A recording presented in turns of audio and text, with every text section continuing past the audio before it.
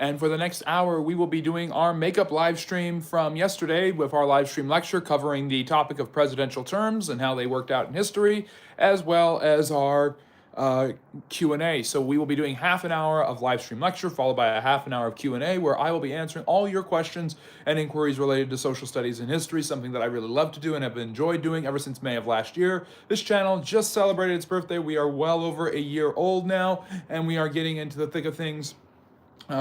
All the support we've gotten. And if you like history, then you're in the right place. Consider liking and subscribing and joining the Friendly Neighborhood Historians.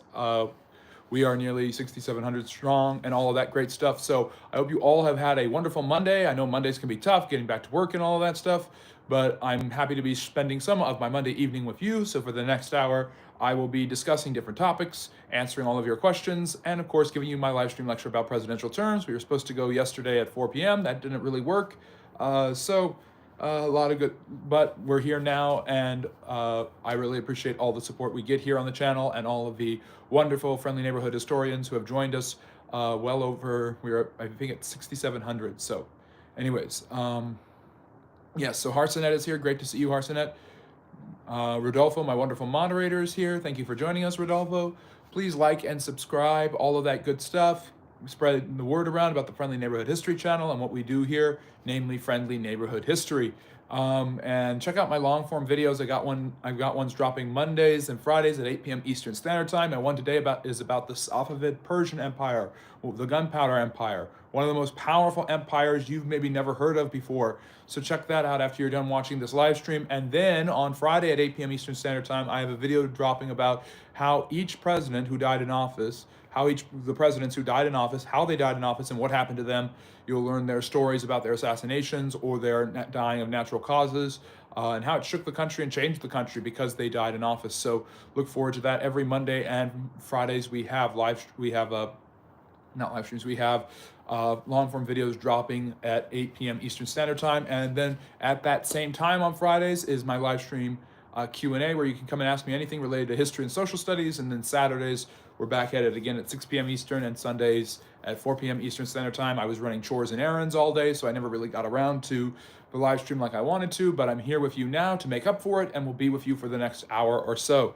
So I'm going to look at the chat and address some of the stuff there briefly, and then I'm going to get into my live stream lecture. So let's see here. And my live stream lecture was suggested by one of my Friendly Neighborhood historians, Eric, who suggested I talk about presidential terms and the history therein. And I've talked about it before on the channel, but I'm happy to go into detail about how the presidential term is structured in American history and all of that great stuff. Harsonet's great to see you. Harsonet is a well-known Friendly Neighborhood historian who always comes with some such great questions and interesting ideas. Can you make videos on the importance of religion in a society or country? Absolutely, and I've done it before. And I talked about it a lot on the Safavid Persian video, talking about how the Safavids made Iran a Shia Muslim country and brought 12 Shia Islam to Iran, and basically made that the religious branch of Islam that continues to represent the Persian Islamic Iranian population to this day. Luis is saying, when did the 109 countries kick out the Jews? Is that a myth? Different countries have kicked them out at different times. The Roman Empire kicked them out of their own land. There have been exiles. There have been relocations. Not all of them are just being kicked out. How did you edit so many videos so quickly? Well, I have time. I work on it. I put in my effort. The shorts don't take me too long to do usually. A long form video can take me a couple of hours sometimes, depending on how long it actually is. But yeah, anyways. So yes, presidential terms. That's what I'm going to be talking about for the next hour or so, or the next half hour, and then it's Q&A. So if you want to ask me anything about history and social studies, be sure to stick around for that. Maybe you'll learn something about U.S. presidential history and everything. Gayahan, the Civil War is a big one. Everybody loves to talk about the Civil War, but war always entices people, so a lot of historians are interested in war topics and things like that. Am I from Florida? I don't know. And you don't know either. I'm a mysterious guy. But before we get into it, again, like, subscribe. Good evening, Freshly. Great to see you. I was walking outside, and it was a nice, clear day. But was it Florida? Don't know. There's plenty of places that are nice and clear like that, even places you wouldn't normally expect to be. Just saying. Anyways, and I do always do an Eastern Standard Time time stop, so you don't know for sure. Anyways, presidential terms. So When the founding fathers organized the country, they did not originally intend for there to be a president. After the Revolutionary War, the government that ran the United States in its earliest days was known as the Articles of Confederation, and that was a Congress with a representative from each state, all pushing for the interests and ideas of their individual states.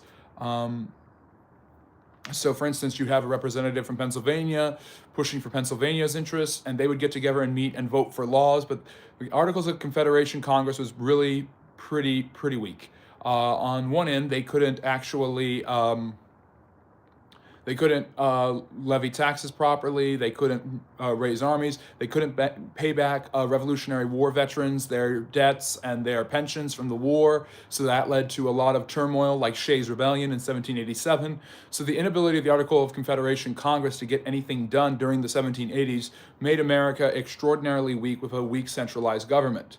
So in 1787, the founders met in Philadelphia to reorganize that government and create a more perfect union. So we, the people, in order to create a more perfect union, that's how the Constitution began, and most of it is written by the man who would become the fourth president, James Madison, who is known as the father of the Constitution. So based on Roman principles and stuff like that, and other political philosophies and ideas, they were inspired to create different branches of government. This came from the French philosopher Montesquieu, who had argued during the Enlightenment earlier in the 1700s that you needed a separation and balance of powers within your government if you wanted it to survive. You couldn't just have an executive do whatever he wanted. That was a monarchy or a dictatorship. You couldn't just have a legislative branch make all of the laws without any checks on them. That's a parliamentary system to one extent. And you couldn't just have courts dispensing justice at their own whims. That is an oligarchy. So basically, a huge idea of the Enlightenment is to have a combination of all three, or a synthesis of the different political systems. So the American system of government, devised in the Constitutional Convention of 1787 in Philadelphia, Pennsylvania, by George Washington and James Madison, Alexander Hamilton, Benjamin Franklin. Jefferson and Adams weren't there, by the way. Basically came up with this notion of there being different parts of the government that work in different ways. So the government wasn't just going to be a government that worked one way, but it was going to take ideas from different political systems that have been tried in the past. Athenian democracy, the Roman Republic, and the British parliamentary system were the huge inspirations for how the Americans would set up their government. So in ancient Rome, for instance, there had been an upper group of legislators called senators who were born into that position, who were older and usually owned land. And there was a lower level called the assembly. And the assembly would be made up of people from a lower class called the plebeians. The patricians would make up the Senate, and the plebeians would make up the assembly. And there was eventually they developed a system where the leader of the assembly, a man named the tribune, could be their representative in the Senate, and he could actually become a senator eventually. And the tribune would make fast, quick decisions and get things done. There were different positions in the Senate, and the council was usually, there were two of them, and these were the chief executives in some ways. The councils would run the armies and help coordinate a lot of the major government decisions. And if there was ever war, they could assume emergency military powers in order to keep Rome safe from invaders, which was usually very common in their early centuries when they were threatened by barbarians and other Latin and Italian people all throughout the Italian peninsula. This threat made the consul a military position as much as he was an executive. This idea of an executive who has military power and can act quickly to get things done if they need to be inspired the founders to create the office of the presidency. Now, in the UK system, the parliamentary system of a legislative branch being the most powerful and getting the most done, the founders took from that. The British also had a Bill of Rights. They had limits on their rulers. All of this inspired the founding fathers. They were all very familiar with the parliamentary system of the English, and of course also the ability to vote and make your own laws was a huge part of democracy in ancient Greece, and so the founders were inspired by them as well. But the best example that we're talking about today is the president and his terms and how that all set out. So the idea of the president was to create a branch that was fast acting and could get things done quickly and also run the military. And that became the executive branch. Now, according to the Constitution, the executive branch is actually supposed to be weaker than Congress. This has kind of been flipped on its head in the last century as the president of the United States has become significantly more powerful and impactful than Congress, and usually makes decisions and makes rules, edicts, laws, temporary or otherwise, that have to be challenged and overturned either by a huge majority in Congress or by a court, and those are called executive orders. So executive orders are how presidents get things done a lot quicker than waiting for Congress to pass laws so they can sign them. So the second article of the Constitution is dedicated to the president, and it is significantly shorter than the first article, which is about Congress, because the first article talks about Congress doing making all the laws and all of that stuff, and having the ability to declare war, the ability to raise taxes. All of these extremely important things belong to Congress, and the president really only puts his stamp of approval on it. That was so Congress couldn't get too powerful, but the president was never supposed to get that powerful either. And obviously we've seen in reverse where the president has gained huge amount of political power in the last century in the United States. This is what's called the imperial presidency, and really, starting with Teddy Roosevelt onward, presidents have amassed more and more power, with some exceptions who have deferred to Congress. Shout out to Calvin Coolidge or to a Dwight Eisenhower. However, as the president has become more and more powerful, he's become more of a celebrity, and therefore the presidential office has more and more of the questions of the burdens of the country. So if there's economic woes, the president needs to act. If there's societal collapse, the president needs to act. If there's cultural shifting, the president needs to step in and say something. And if there's international crises, the president represents the country in foreign affairs. And that's obviously something we're seeing a lot right now with Donald Trump and his meetings, or lack thereof, with Volodymyr Zelensky of Ukraine in the midst of that war. So the president of the United States is supposed to be the fast actor who gets things done and run the military. The founders knew exactly the man for that position. The man for that position was the man who had led their armies and was a fast acting man. If not, he wasn't a political genius or any sort of intellectual who could run Congress and make laws, but he was a quiet and humble man who knew what he didn't know, and that was George Washington. A lot of people wonder, why was George Washington such a great president if he actually didn't do that much? Well, the fact that he didn't do that much is kind of what makes him so great. Washington was very good at knowing what he didn't know, like all good leaders. He knew he wasn't an expert in setting up economic systems, so he got Alexander Hamilton to create the national banking system. He also didn't know how foreign affairs worked. He relied on Thomas Jefferson for that. He surrounded himself with a group of people known as a cabinet that could help him make decisions about the nation's future. So, to talk about the presidential term lengths, obviously Congress did not want the president to be there forever like a king. Then if you have a president who's there as president for life, he basically becomes a king, and you basically have a constitutional monarchy. They were trying to get away from that as much as they possibly could because they'd had all of these problems, ergo the American Revolution with the British and all of that. So they didn't want a monarchy. They didn't want even a limited monarchy. They wanted a balance of powers where the president wasn't a king. They would see a modern president like Obama, Biden, Trump, George W. Bush almost as a monarch. And they would be kind of shocked at the power the president has amassed for himself. Part of the reason that has happened, by the way, is that the president has built larger and larger bureaucracies to surround him, giving him more power and more extensive control over the nation in general. There were only a few departments that George Washington set up: a Treasury Department, a State Department, the Attorney General, and the Postmaster. That was it. And a War Department. So the president didn't have all these different departments. Now there's Interior, Labor, Commerce, Transportation, Housing and Urban Development, Homeland Security, Veterans Affairs. There's a bunch of different departments with sub-departments in them. The Environmental Protection Agency is part of the Department of Interior. The IRS is part of the Treasury, and so on. So these are all different organizations that work for the president and have expanded presidential power. And the more bureaucracy there is, the more power there is in the executive branch, because the executive branch, with the president as main leader, control is technically where the federal bureaucracy comes from. So EPA workers, IRS officials, FEMA agents, they report to departments that eventually report to the president of the United States. Then moving on, what else was I going to say? So, George Washington was their ideal man. He was humble, he was a good leader, he had been an effective general, he had proven himself, so he would be able to be the commander-in-chief. And they made the president the commander-in-chief because they loved George Washington so much. If Washington was the First Nations executive but had not been a general, it's very probable that the president would not be the commander-in-chief to this day. So George Washington, would be the commander in chief, and he would be given the ability to approve what Congress had passed by signing bills into law. Um, what else? The president. So how long was he supposed to be in power for, and how long could he be in power for? Well, they've never actually they didn't actually determine that right away. Um, the president was elected to a 4-year term. Originally, he was elected by state legislatures who would select electors to vote for the president. Eventually, when the popular vote counted, popular vote in an individual state would determine the winner of that state, who would then take all of the electoral votes. That's the Electoral College.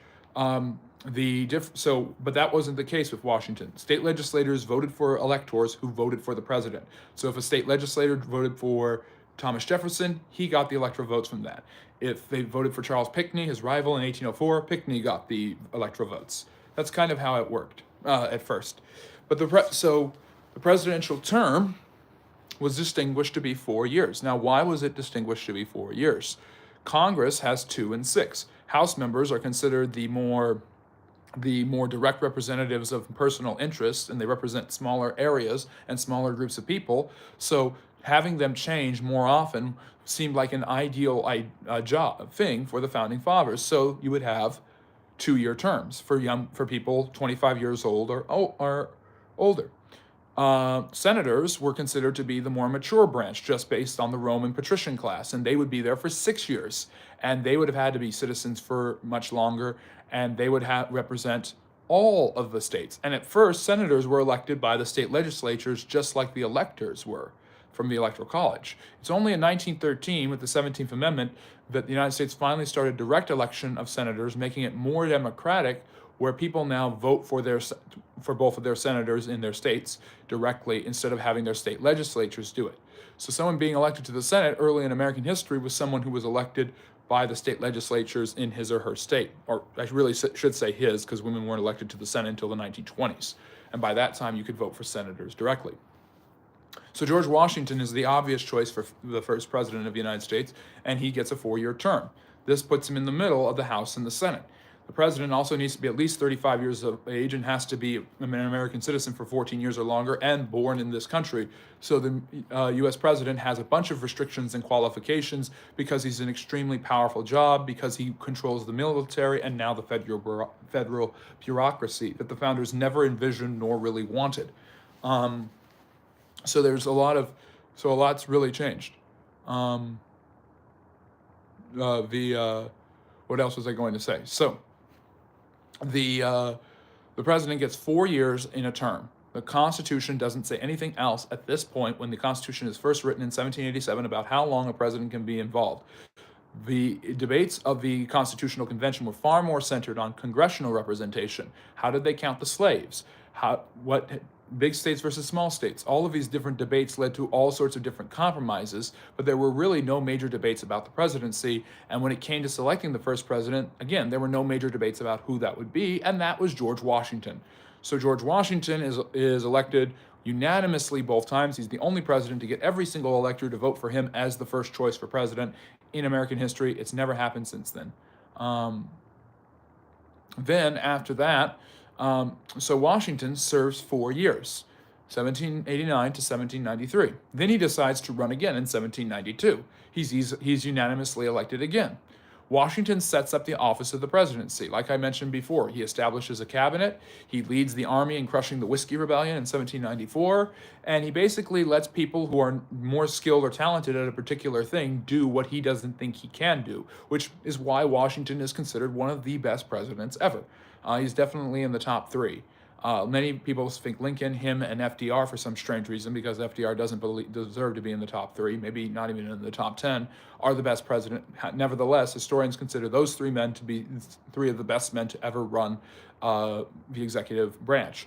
So Washington kind of watches the political fray develop between him. He also is a strong isolationist. He doesn't believe in getting involved in foreign conflicts and he doesn't believe in political parties. So he kind of lets the two emerging political factions of Alexander Hamilton's Federalists fight against Thomas Jefferson's Republicans, who later become known as the Democratic Republicans. And that is where the first major debate between a strong government and a weaker government emerge in the United States. And Jefferson wants the country to be run by yeoman farmers and the lower classes. He wants the government to get out of their way. And he doesn't believe the government should own land and things like that. Hamilton believes very strongly in creating a strong government in order to basically protect people's interests and develop a strong commercial retinue that could be impressive to the rest of the world. He's far more interested in foreign policy than Jefferson is, but Washington believes that foreign policy is not his major concern, yet he does believe that a strong central government is necessary to keep people's interests safe. So he consults both of these men in this growing debate throughout the 1790s. However, when he leaves office in 1796, he urges people to not embrace the two-party duopoly and condemns political parties as an unnecessary faction that would destroy and divide a country that was just starting to get its bearings. And yes, the major issue of the day is France and Great Britain go to war with each other during the midst of the French Revolution, and Jefferson loves the French Revolution, and Hamilton loves the British market economics, so the two of them are competing over which one is better. The Federalists side with the British, and the Democratic Republicans side with the French, seeing the cause of liberty as more important than economic proceeds they could gain from the British textile industry, which is the beginnings of the Industrial Revolution. Washington wants no part of it. He believes that America needs to develop on its own and not get involved in foreign conflicts or wars. And again, he urges people not to invest in the political party duopoly that continues to prevail to this country. This country did not listen to George Washington and continues to not listen to him to this day.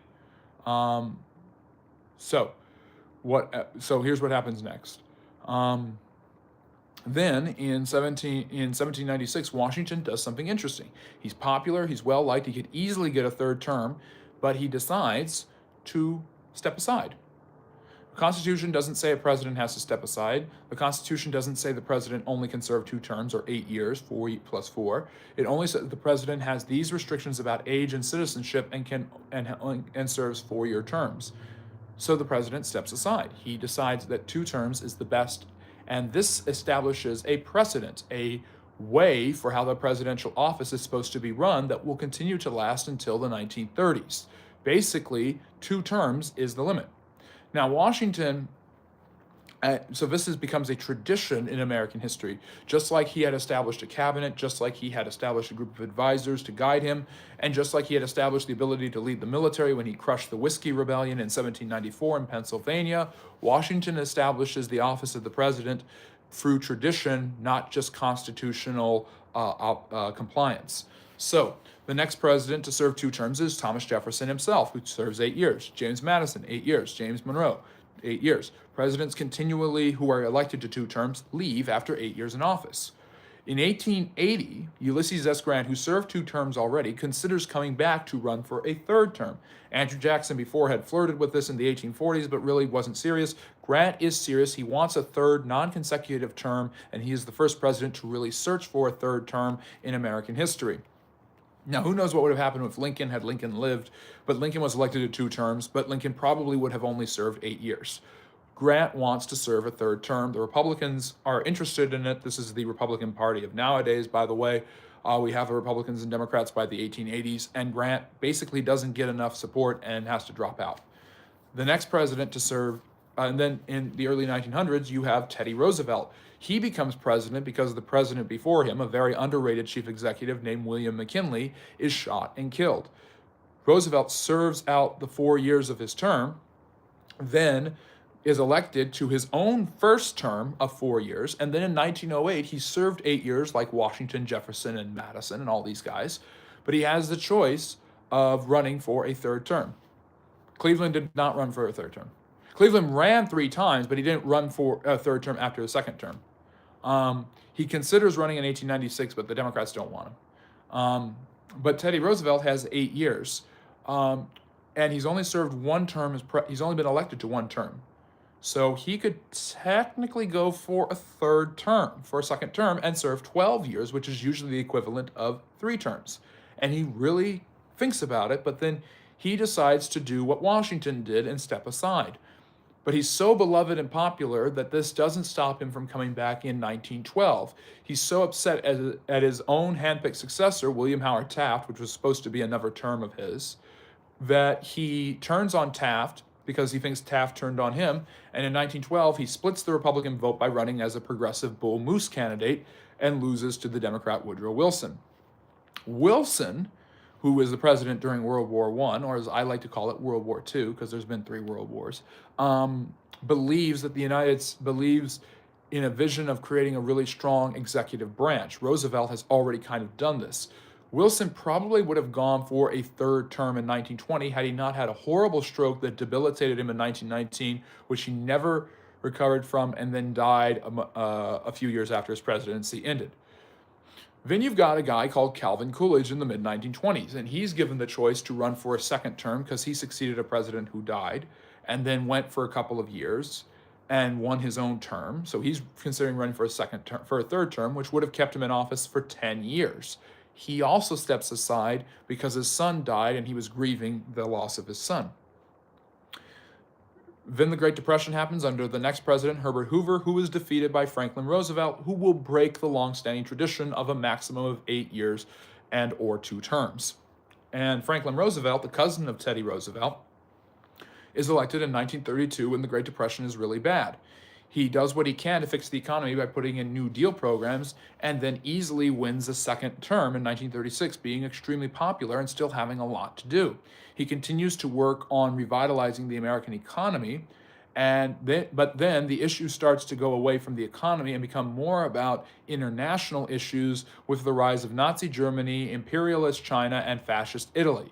So by the time 1940 comes around, the world is in turmoil. The United States, the 3rd World War has already started, and it looks like the United States may be involved in some way, shape, or form. And Roosevelt has a fork in the road, and he chooses to run for a 3rd term. And he is the first president to be nominated by his party for a 3rd term, and he is the first and only president to win a 3rd term. And he wins it pretty significantly. Then 4 years later, the United States is involved in World War III, or should I say World War II, for what most people consider it to be World War II. And the United States is winning the conflict, but there's still a lot to resolve, and there's an entire whole new world order that needs to be established after the war is presumably over and the Germans and the Japanese are defeated. And so Roosevelt runs for a 4th term, and he wins it. He's slated to be president from 1933 to at least 1949. He didn't. Nothing in the Constitution said he couldn't do it. It was only following tradition. He broke the tradition. Now he's been elected to 4 terms. He served 12 years as president. He's about to serve 4 more, but he's extremely ill. He's suffering from his polio. His cigarette smoking is catching up with him. His heart is very weak, and in April he dies. He has served just over 12 years in office. And he is to date the longest serving president in American history. No one has been president for longer than 8 years other than FDR. So with his death, there's this whole issue of he was basically assumed a role for him that made him more of a dictator than he has been serving in this position of as a dictator than actually as a dictator than an actual president. And so he's really so the Congress is now wondering how can they mitigate the power of the president. And in order to check and balance the executive department, they decide to come up with term limits for presidents. They decide that following Washington's example, presidents should only be limited to 2 terms. So they get the 22nd Amendment of 1951. This is passed by Republicans in the Senate who were horrified at how long Franklin Roosevelt had been president and how long the Democrats had maintained political power. And by the way, Rodolfo, that answers your question, that Franklin Roosevelt was a Democrat, Teddy Roosevelt a Republican. And Harsonet, I am not tired at all. So in 1951, the 22nd Amendment gives the limit on how long the president can actually be president for. He gets 8 years, 2 terms, usually consecutive, although Donald Trump has been elected to 2 non-consecutive terms. And the president, if he succeeds another president who has died, he can serve up to 2 years, as well as 2 terms of his own. So he can serve as president for 10 years total. No president can be president longer than that. And so basically, a president can only serve 2 terms, even if they succeed to a president who has already been, who has died or been assassinated. And if a president has died or been assassinated, then that succeeding president can be elected twice, but only if he's serving 2 years or less of that first term from that other president. So a president can only be president for a decade at maximum. Now, there is an interesting movement going on right now by some Republicans who are in favor of Donald Trump, who really strongly support his agenda and believe that he was robbed of the 2020 election and therefore had to come back and win non-consecutive terms. The second president to do this after Grover Cleveland in the 1880s and 90s. So Trump deserves a third term. And they're trying to find a loophole in the 22nd Amendment, which basically says the president can serve a maximum of 2 consecutive terms. So if a president were to lose and then come back again later, he could win a second term and then a third term. And this is how they are trying to justify the idea of Trump running again in 2028. There doesn't seem to be any constitutional precedence for this. The 22nd Amendment, although it was passed for political reasons to limit the power and length of the presidential term, has no indication or implication that a president who is not elected consecutively can get a third term just because he was unelected and then came back. So there's really very little chance, it seems, that Donald Trump will actually have a chance of running for a third term. But as the presidential power continues to expand and has expanded ever since the 22nd Amendment, there could be a lot of yes men in Congress who actually make this possible or try to find a loophole or addendum to an amendment already in the Constitution to try to give the president a third term if he hasn't been elected to 2 consecutive terms. Now, there have been amendments in the Constitution that have been repealed by another amendment. Prohibition, the 18th Amendment, was repealed by the 21st Amendment of 1933, which banned the sale of alcohol, and then the repeal brought back the sale of alcohol. So it's possible the 22nd Amendment could be sold, but could be overdone. But the political climate we live in today, with such heavy division, it'd be impossible for both political parties to come to an agreement about this when it was already seen as a good idea to limit the power of the president and how long he can serve in both terms. So a president gets 2 terms max, and it looks like it's going to be that way for quite some time. This limits his power, but it's interesting that the executive branch is the only one with term limits, and this has created many debates. Many on the political left are arguing that the Supreme Court needs term limits. It's interesting that the people who are not in power always want to limit the extent and length of the power of their opponents.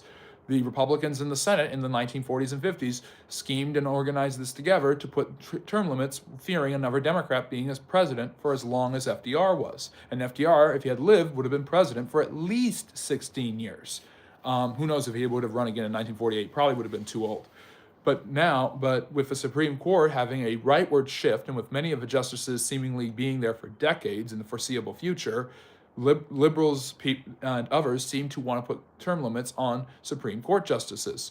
On the converse, right-wing people want to put term limits on congressmen and senators who they believe have been in those positions too long. And so a senator could only serve maybe 3 or 4 terms, 25 years. A congressperson could only serve maybe 10 terms, 20 years. And so there's calls for term limits on both of those because you already have them on the executive branch. In my opinion, as a historian and social scientist, it would make a lot of sense to put term limits on the President of the United States because he has the most quick acting power, and he has become the most powerful of the executive branch has become the most powerful of the different branches. So because the president is the most powerful branch, it would make sense to limit how long he actually can be in that position for, so you don't have somebody becoming more of a tyrant a la FDR. So I get that completely.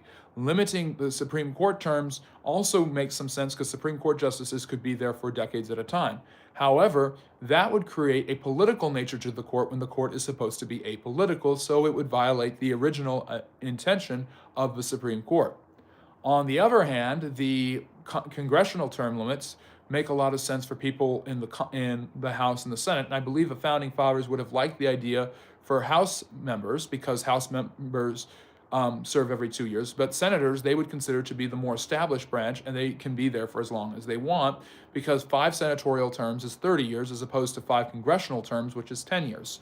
So so the senatorial terms are three times as long, and the president is in between the 2 years of the House members and the 6 years of the senators. So term limits in Congress seem to be a popular idea that are growing more and more popular. It's like banning insider trading and stuff. It makes a lot of common sense. The founders may not have originally intended that, but they didn't intend for term limits on a president. The idea of term limits really didn't enter their conversation. They believed and they had hope that the presidents and the Congress people and all of that would have had the common sense to step aside when they became too old or unhealthy to do this job, or when the times was passed, or the people or the legislatures or whoever was deciding who would be elected would have the common sense to get rid of them when they became irrelevant or ignorant. And that isn't happening because of gerrymandering, which allows congressional districts to be controlled by one party or another for decades, basically, and senators who have been so ingrained and raised so much funds in their state that they have become celebrities.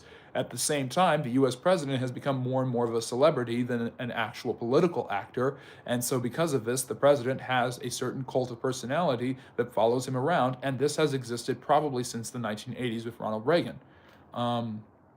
So, anyways, let me see here. And yes, Nixon was the first president to resign. He was elected to 2 terms, only served 5 of them. And Ryan, Rodolfo, great to see you. Thank you so much for joining us. Harsonet, this lecture, like I said at the beginning, is half a stream, so we're wrapping this up right now. I don't have much more to say. I will show one more thing because I like using the backgrounds. And by the way, show some love to my moderator, Rodolfo, who does such a great job. We really appreciate him. Let me see here. Just give me a second.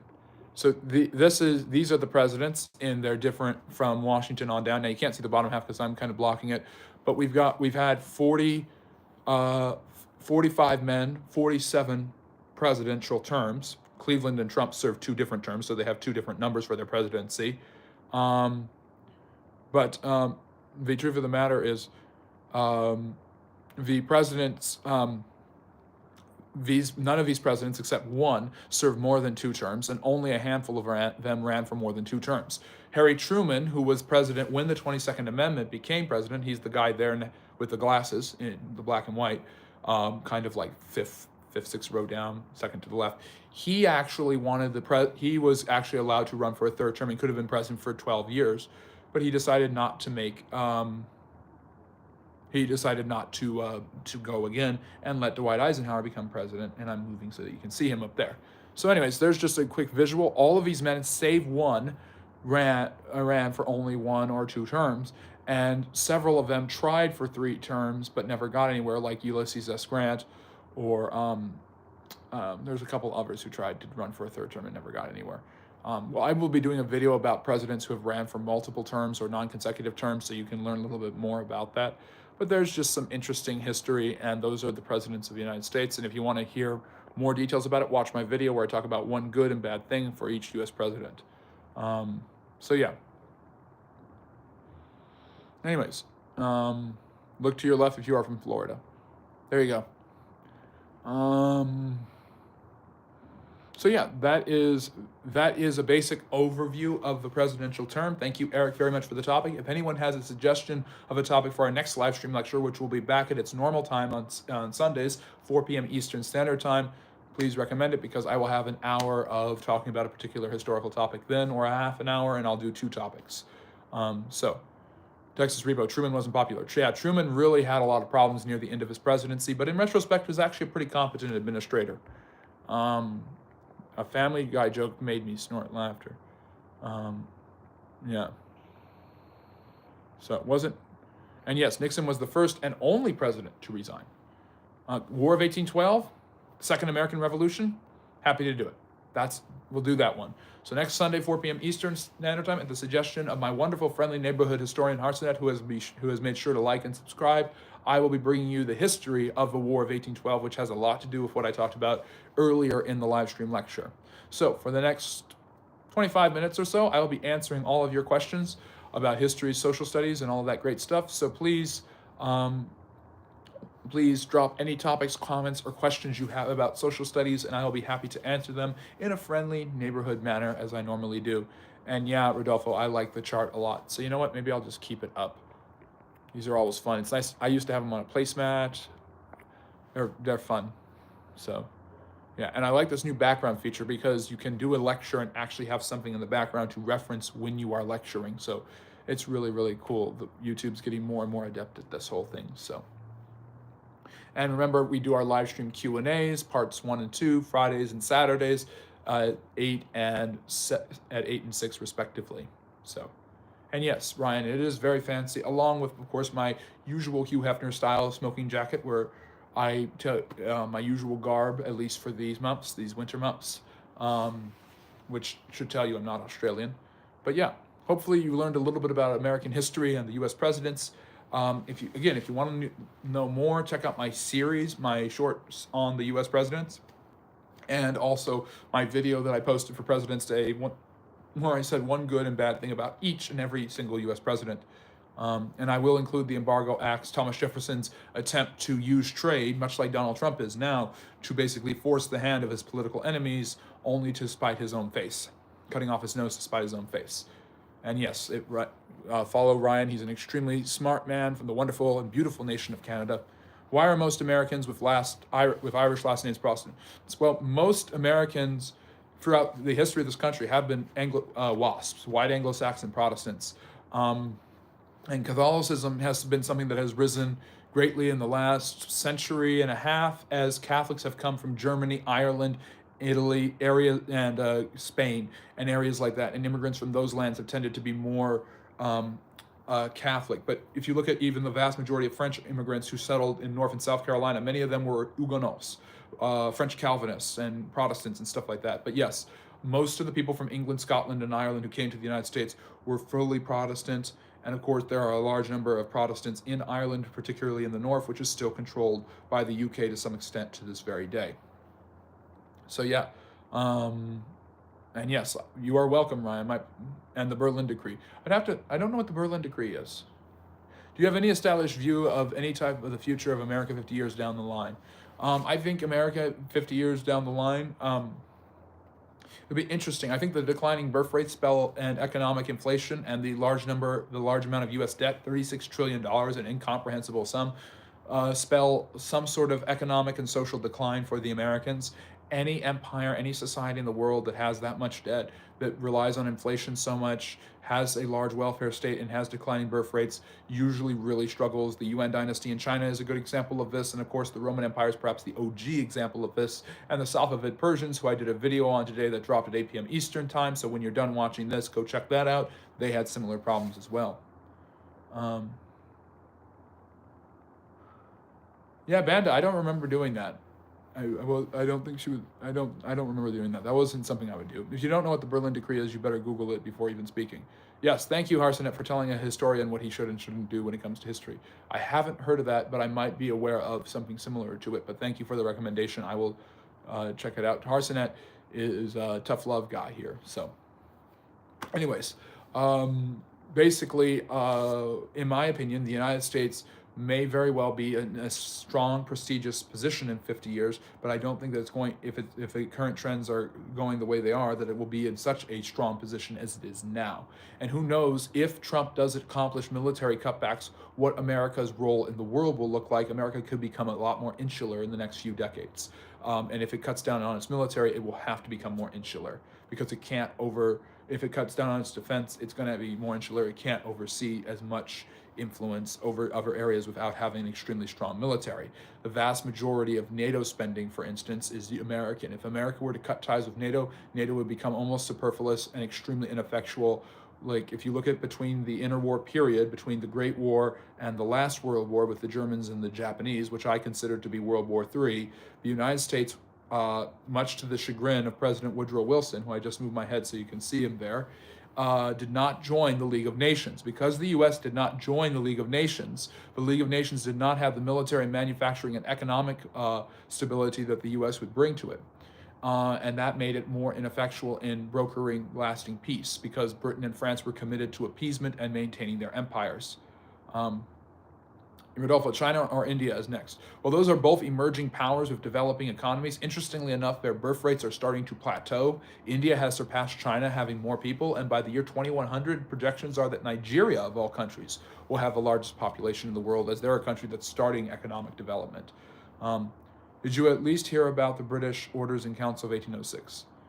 I believe that's the impressment order, where they basically refuse to acknowledge that they refuse to stop impressing and capturing sailors and putting them on their ships.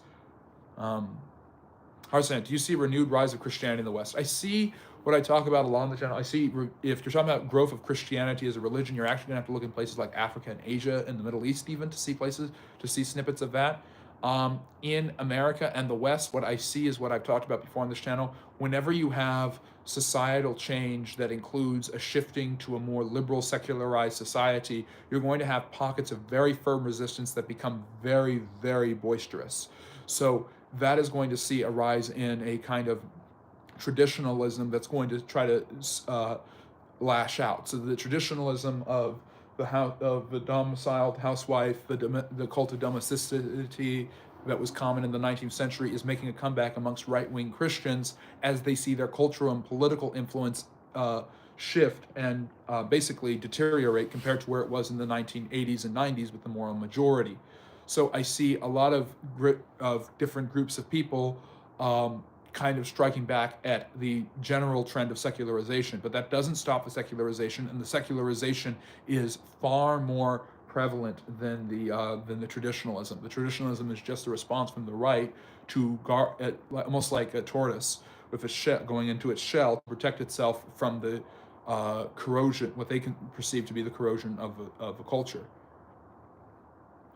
So where are you on the ideological spectrum? Well, I'm a historian who focuses on history and the impacts of history on the world, both past and present. So I talk about geopolitics here. I talk about American politics and foreign policy, economic policies, things like that. But I do my absolute best not to be ideologically biased and to give as objective a perspective as I possibly can. So Harsinet, I'm sorry to disappoint you if that disappoints you, but that's where I've been, and that's where I've been for a long time. I'm a South African from French Huguenots. My great-great-great-grandfather was a nobleman in King Louis Palace. Well, that's fantastic. At Versailles, the Baroque, or Rococo, totally not a Christian China spy. Top 10 reasons China government is good. Number 1, they give me 1 piece of apple for food. Number 2, they give me a 2-second break from 89-hour shift. Number 10, China teach numbers. Glad to hear it. Totally. And I'm totally glad that you're here. And and happy birthday to you, Gilly.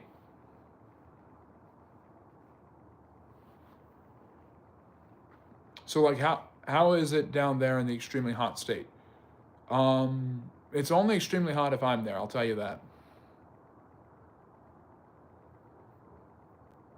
What poor infrastructure?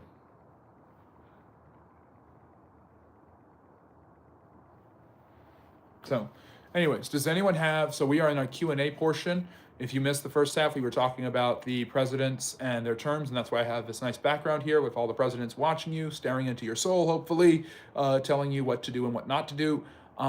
If you have a question or a comment or topic you want to talk about related to history or social studies, drop it in the chat and I will answer it at the earliest possible convenience. I heard the alligators make potholes in the roads there.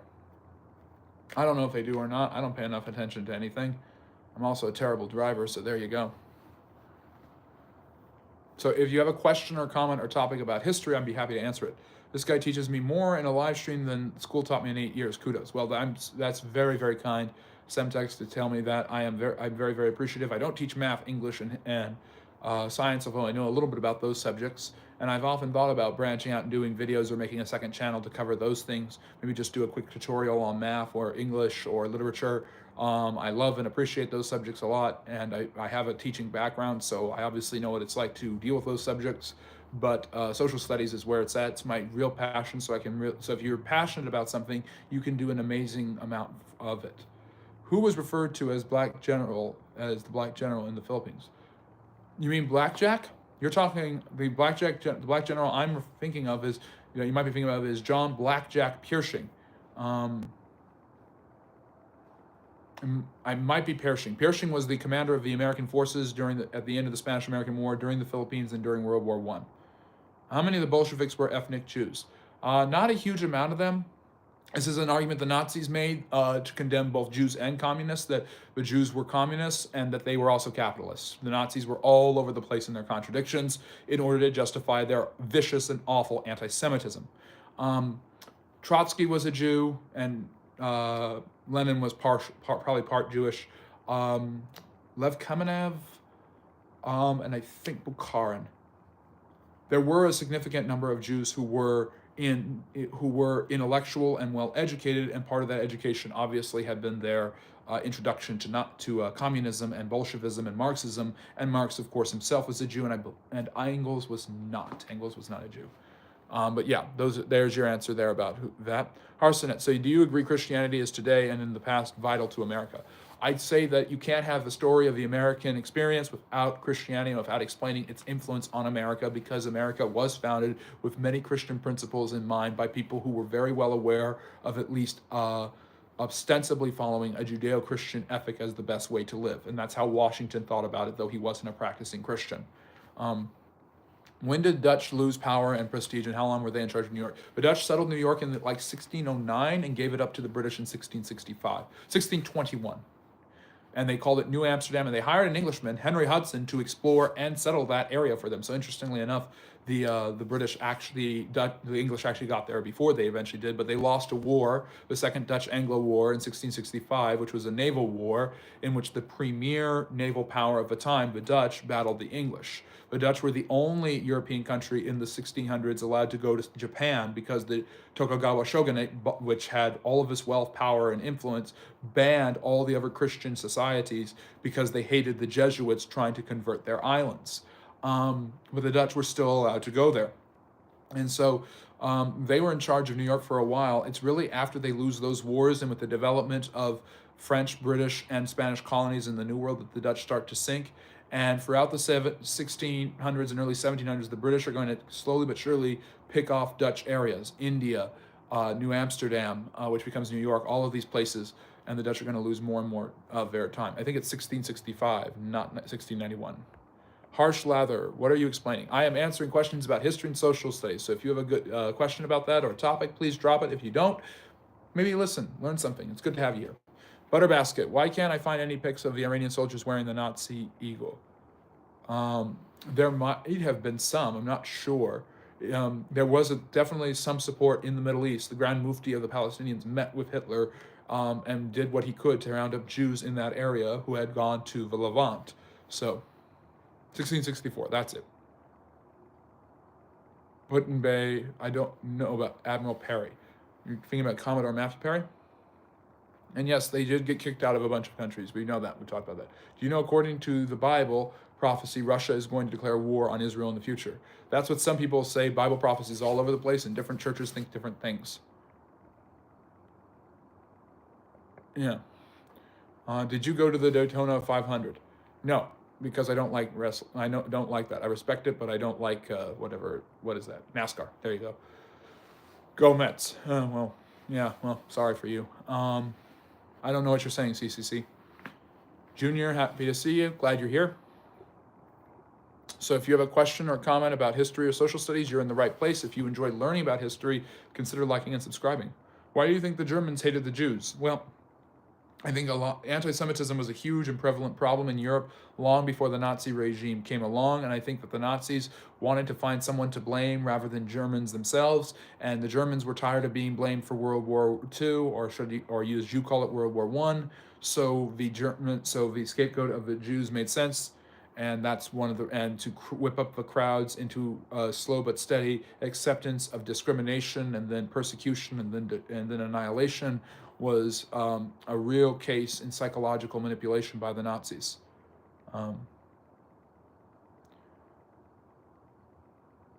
No, they were not bringing down Berlin, Butterbasket, and the Nazis were absolutely wrong. The Jews had nothing to do with them losing World War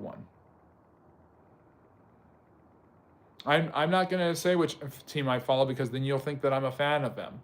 Do you want me to say the Marlins or the Rays? Is that why? Do you think Trump is the next Calvin Coolidge? Yes, Calvin Coolidge, isolationist, market guy. Coolidge was more of a traditional conservative free market capitalist. Trump doesn't believe it has the tariff thing, and that's really a problem.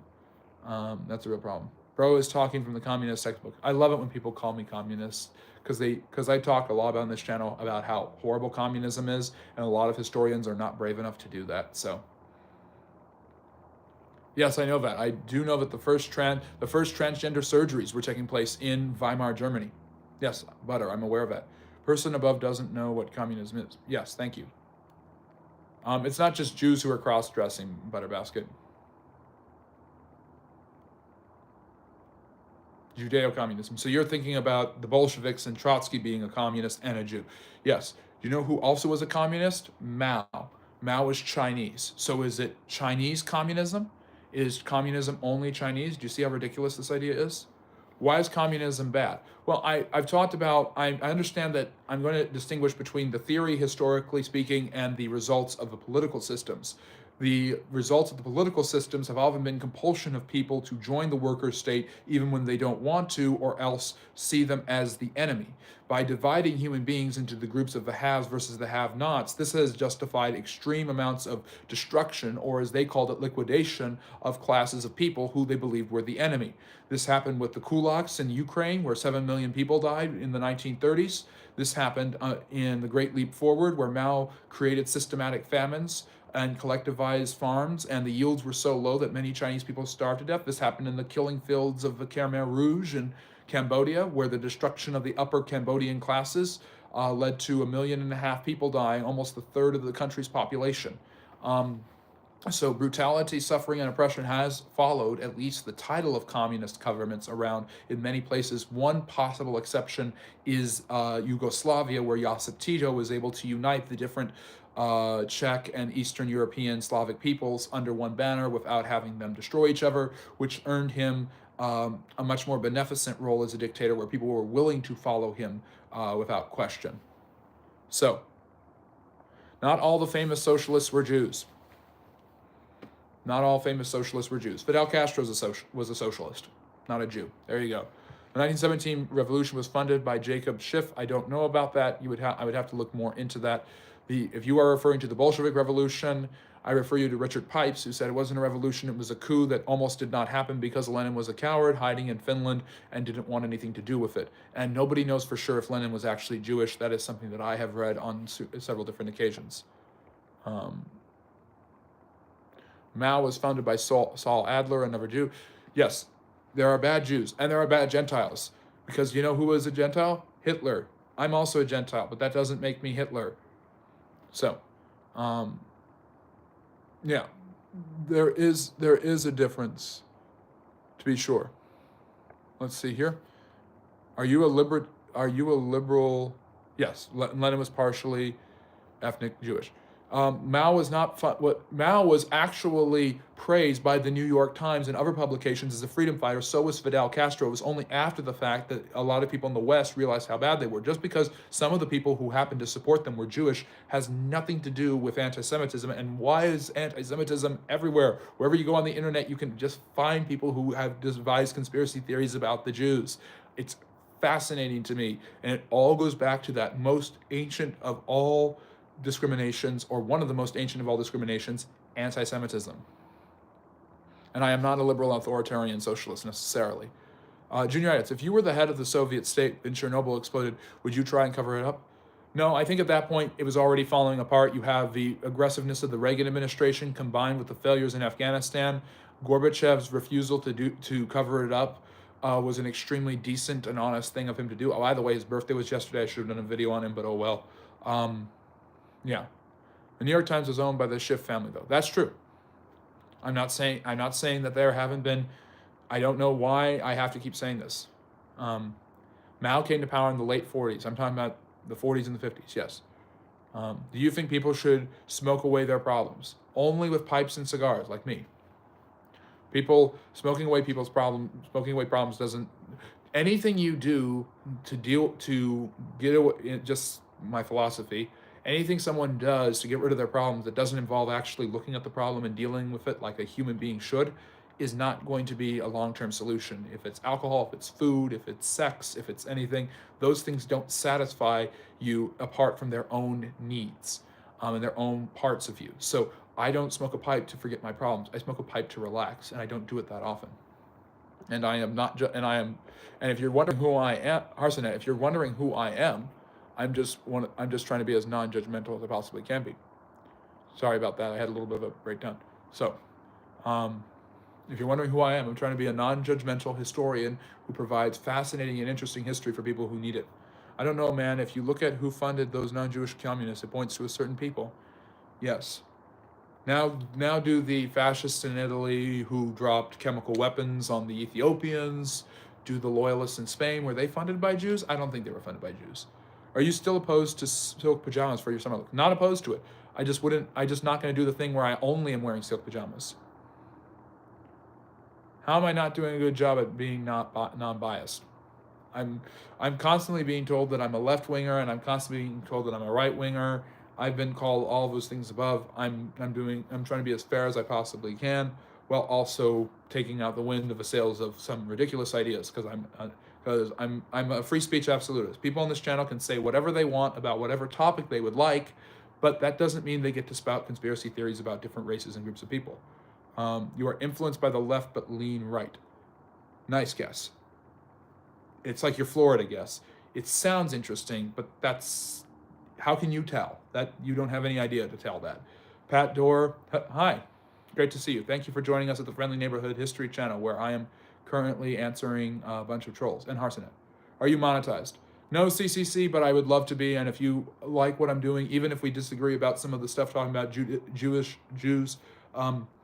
like and subscribe, because I can tell you know some things about history, and I appreciate your knowledge, even if I don't always agree with your conclusions. So yes, if you like history and social studies, like and subscribe. And yes, I called you trolls, but hey, I need the trolls too. I need all the people. I'm not entertaining you. I don't consider you a troll, Harsonet. Is it true George Washington used his slaves' teeth as dentures? Yes, there is some truth to the idea that Washington did indeed use his slave, that the bones of his dead slaves were used for teeth, and that was just because of an order his dentist made. It hasn't been true. It hasn't been proven though. And by the way, Rodolfo, my wonderful moderator, started off as a troll, coming here and demanding I dance and sing and do all of that good stuff. So sometimes, and I've had people who come on saying that they're trolls who become longtime friends and family here at the Friendly Neighborhood History. So,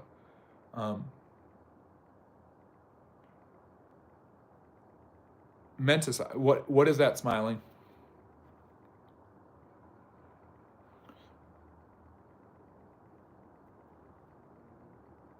Hey, I wish we could all be the next Rodolfo. So, yeah, I'm going to stay for a few more minutes because this is actually fun for me. I love the jousting. I love the intellectual back and forth, and we're having a good crowd tonight. So, CCC, and Harsonet, no hard feelings. I appreciate you guys being here and your perspectives, even though I don't always agree with your implications and conclusions. Do you also know Lazar Koganovic? He was in charge of the gulags for a while. Lazar, I've heard that name before. Obviously, when I think of the gulags and the setting of that system, I think of Molotov and folks like that. So,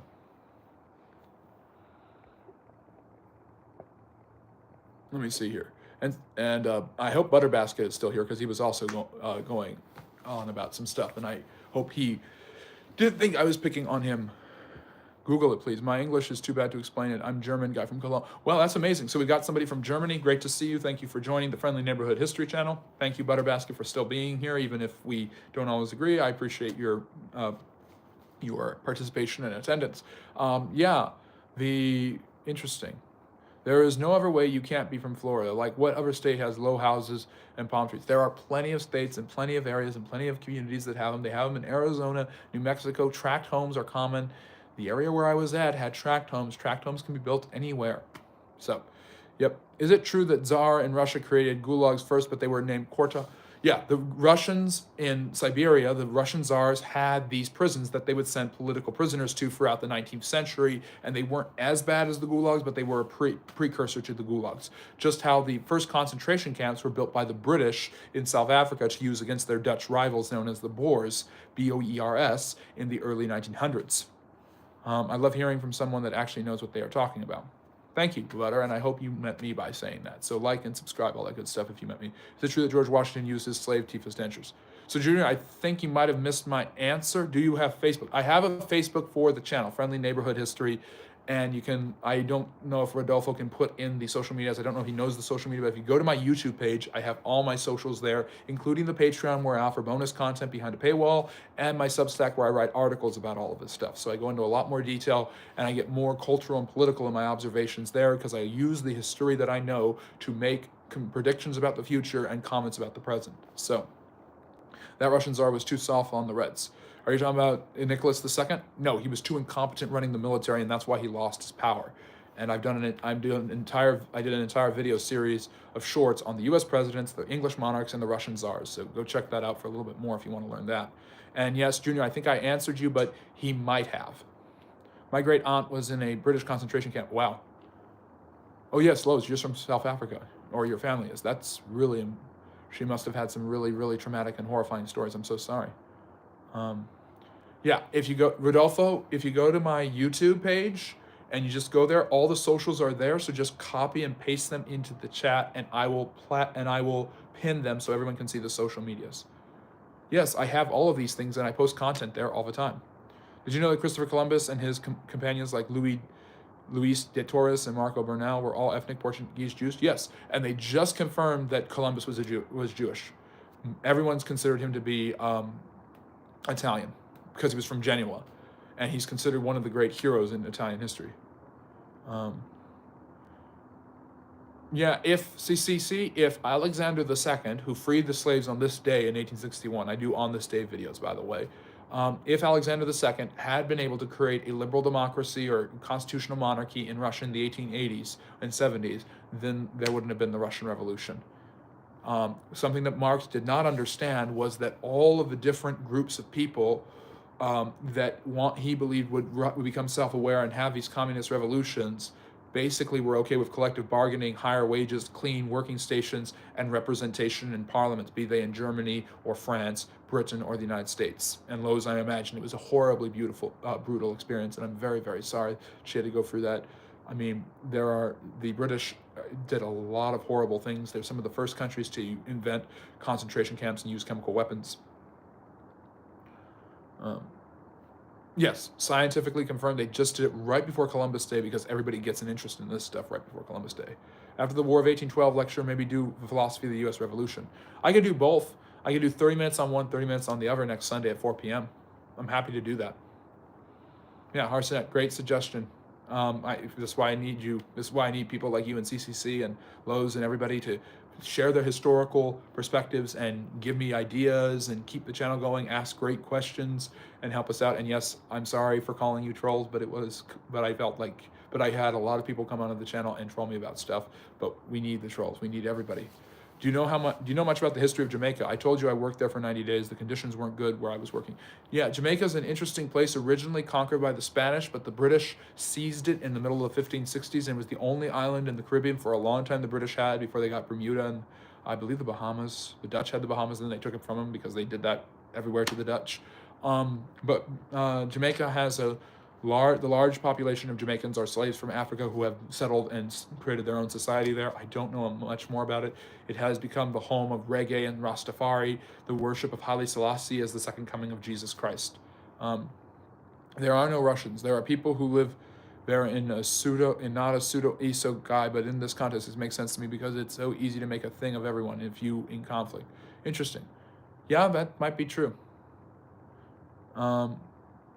Yes, CCC, I'm going to make a guess and say somebody who happened to be Jewish. And there were a lot of wealthy Jewish people in Europe at the time.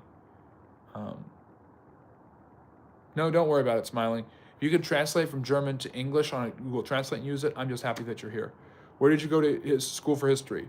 That's something that I don't tell. Magician never reveals his secrets, but I do have a bachelor's and master's both in history. What makes me laugh? I don't know what makes me laugh. I like absurd humor, Norm Macdonald kind of stuff, Weekend Update jokes, Bill Murray movies.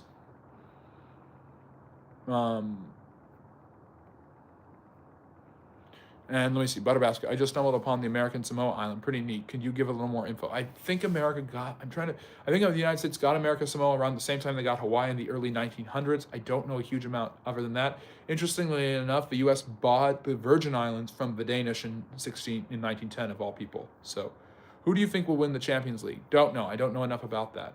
Of course, smiling. Make sure to like and subscribe. I'm going to sign off. We're at 70 minutes. We've had a great conversation and a really fun lecture about U.S. presidents. So like and subscribe. Check out my video on the Safavid Persians.